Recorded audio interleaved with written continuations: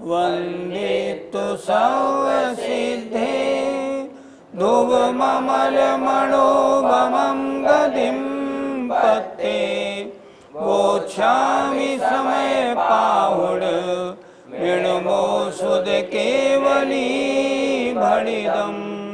पंच परमेष्ठी भगवान की जय। पिछली ज्ञानशाला में बताया था आत्मा के आहार नहीं होता। आज 2 गाथाएं करेंगे और बताएंगे कि शरीर का जो वेश है वह मोक्ष मार्ग नहीं, मोक्ष मार्ग तो रत्नत्रय रूप परिणाम है। गाथा नंबर 432 देखिए।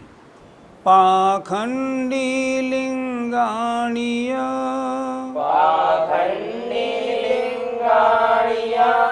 गिहिलिंगाणीय बहुपयाराणी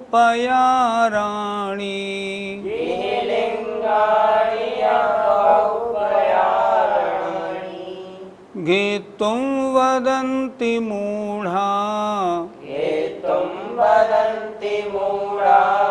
लिंगमिणं मोक्षमगोति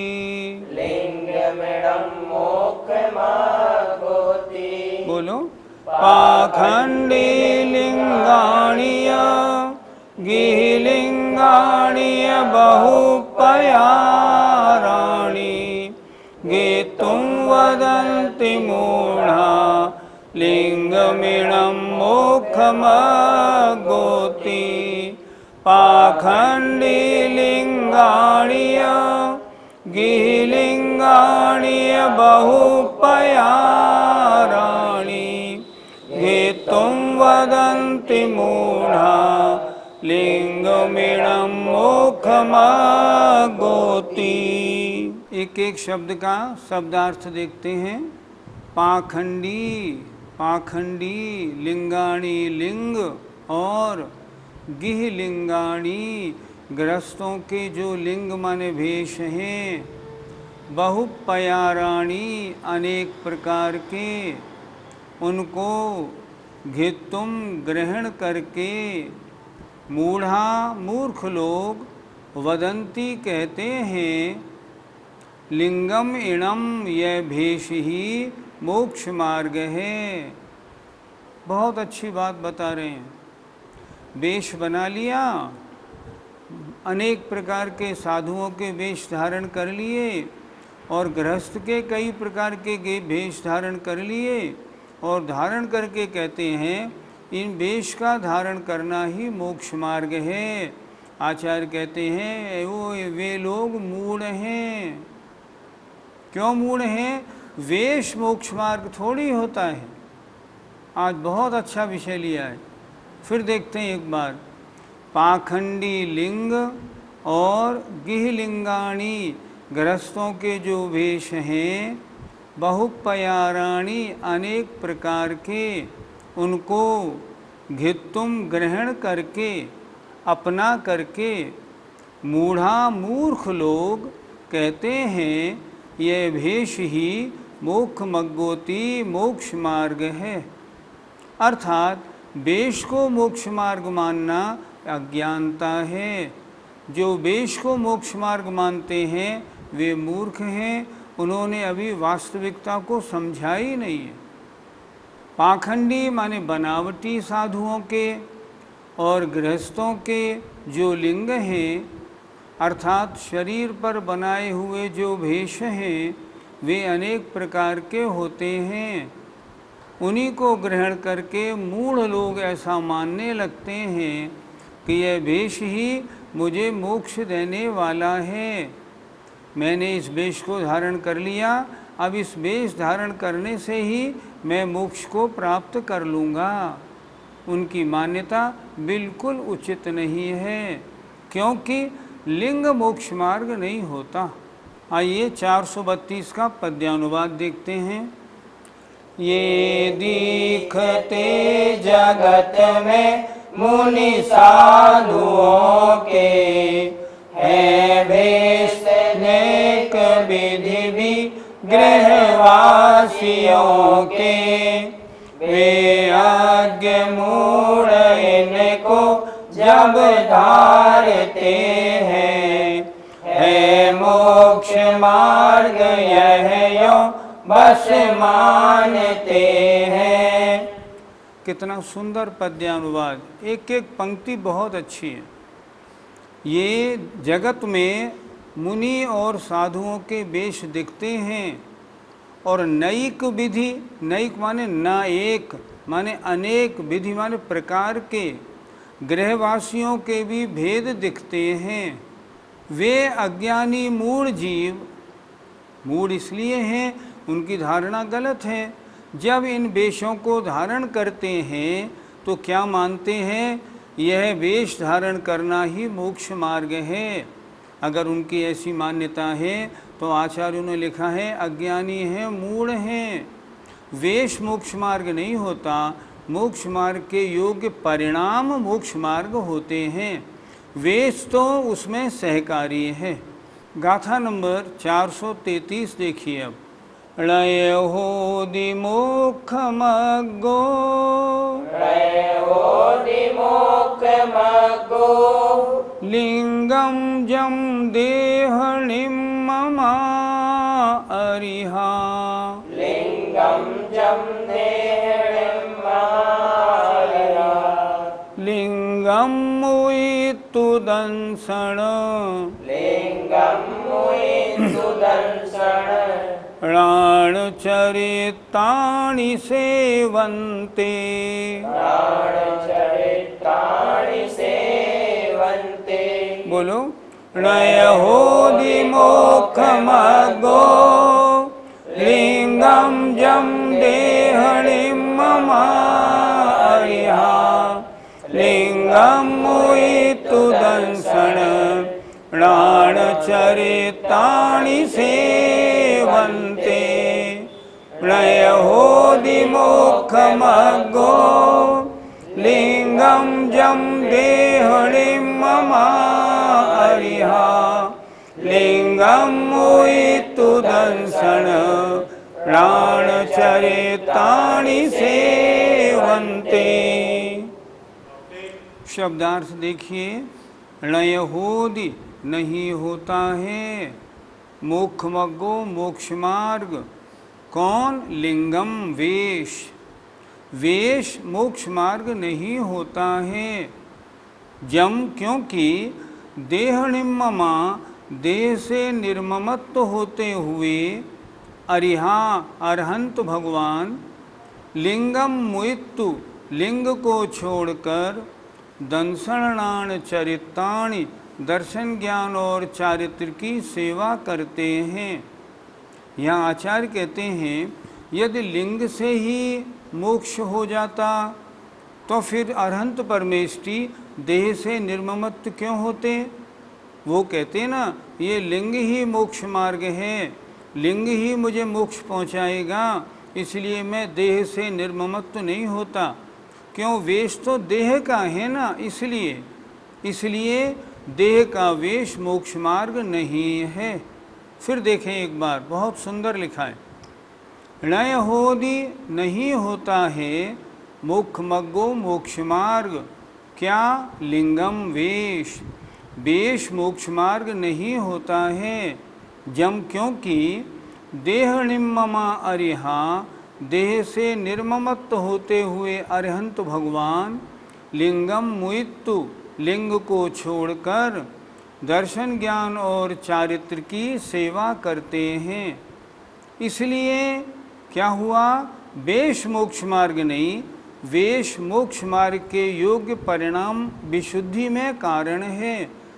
हे भाई, यह धारण किया हुआ बाह्य वेश ही मोक्ष का कारण नहीं हो सकता, क्योंकि ये अरहंत देव तो देह से निर्ममत्व होते हुए इस बाह्य लिंग की उपेक्षा करके दर्शन ज्ञान चारित्र की सेवा करते हैं।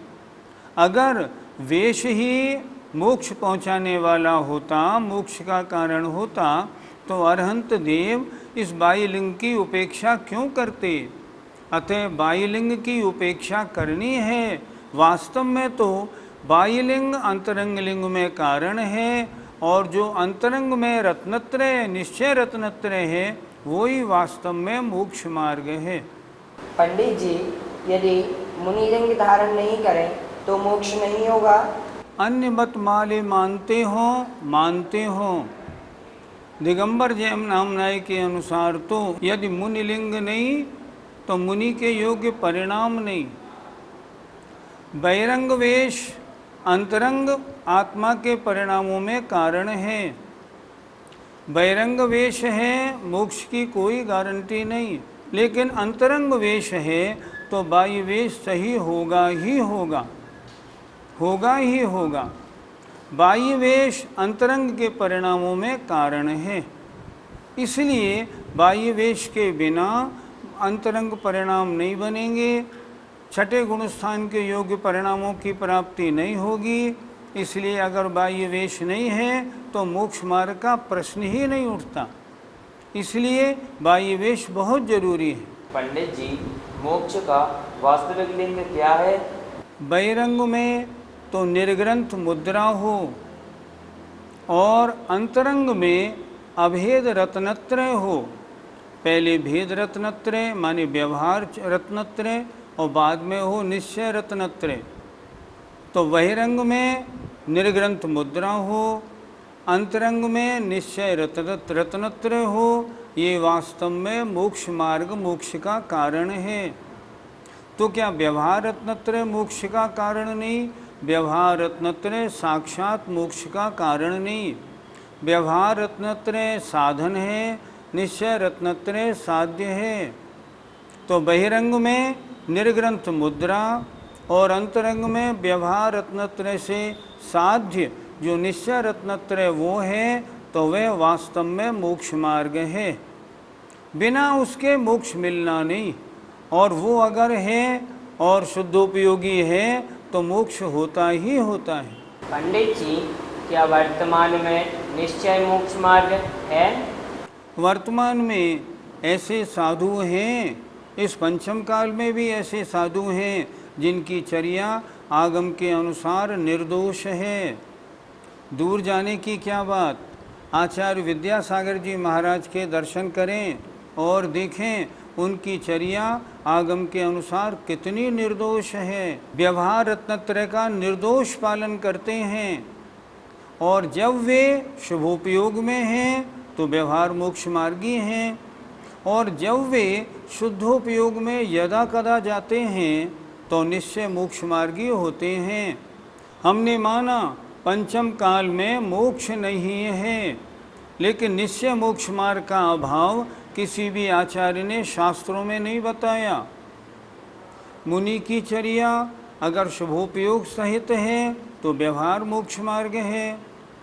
मुनि की चर्या जब यदा कदा शुद्धोपयोग सहित है तो निश्चय मोक्ष मार्ग है। पंचम काल में ऐसे मुनि महाराजों को शुद्धोपयोग का निषेध किसी शास्त्र में नहीं है। इसलिए जब ऐसे विशुद्ध चर्या वाले मुनिराज जब भी शुद्धोपयोग में जाते हैं तब उनके निश्चय मोक्ष मार्ग होता है। वर्तमान में मोक्ष ना हो पर निश्चय मोक्ष मार्ग है, पर यदा कदा है, क्योंकि शुद्धोपयोग का काल वर्तमान में बहुत कम है। अगर शुद्धोपयोग एक अंतर्मूर्त टिक जाए, हो जाए 10-20 मिनट के लिए, तब तो मोक्ष ही हो जाए, लेकिन वर्तमान में वो नहीं हो सकता क्योंकि तदयोग सहनन का अभाव है। इसलिए निश्चय मोक्ष मार्ग वाले मुनिराज आज भी हैं, और वे जब भी शुद्धोपयोग में जाते हैं अभेद रत्नत्रय अपने शुद्ध आत्मस्वरूप की साधना करते हैं, उस समय निश्चय मोक्ष मार्गी बनते हैं। पंडित जी, क्या ऐसे उत्कृष्ट लिंग की पहचान वर्तमान में हो सकती है? बाह्य आचरण देख के इन मुनिराज की चर्या आगम के अनुसार है। ये मुनिराज व्यवहार रत्नत्रय के पालन में दक्ष हैं, ये तो हम कह सकते हैं, लेकिन अंतरंग परिणाम इनका गुणस्थान कौन सा है, इसका ज्ञान वर्तमान में नहीं, कभी भी संभव नहीं। एक मुनि महाराज अभी पहले गुणस्थान में हो और विदिन सेकेंड्स छठे सातवें में आ जाए, ये मालूम नहीं पड़ता। इसलिए पहचान तो नहीं हो सकती कि कौन वास्तव में निश्चय मोक्ष मार्गी है और ये कौन नहीं है, लेकिन उनकी चर्या देख के ये व्यवहार मोक्ष मार्गी हैं, इनकी चर्या मूलाचार्य जी के अनुसार है, ये आगम के अनुसार प्रवृत्ति करने वाले हैं, ऐसा तो कहा जा सकता है। मैं पिछले 30 साल से आचार्य श्री के पास बराबर जाता हूँ और मैंने देखा आचार्य श्री की चर्या, आचार्य विद्यासागर जी महाराज की चर्या बिल्कुल आगम के अनुसार है। तो आगम के अनुसार चर्या जो है वो तो हम देख सकते हैं, लेकिन परिणामों की बात कब ये शुभोपयोग में है कब ये शुद्धोपयोग में गए, ये हमारे पास, इसको जानने का हमारे पास कोई मापदंड नहीं। हम तो बाह्यचर्या देखकर ही नमस्कार कर सकते हैं, वो ही करते हैं और वो ही करना चाहिए।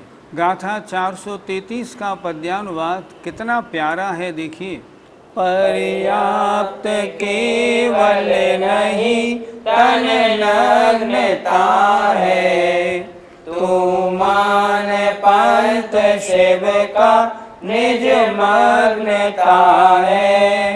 होते निरीह तन से अरिहंत ताते, चारित्र बोध दृगलीन स्वगीत गाते। कितना अच्छा लिखा है। केवल तन की नग्नता पर्याप्त नहीं है, तू मोक्ष का मार्ग किसको मान, अपने में मग्नता को मान। इसीलिए तो अरहंत भगवान तन से निरीह होते हैं और रत्नत्रय में लीन होकर अपने गीत गाते हैं। कितना सुंदर पद्यानुवाद है। जय जिनेंद्र।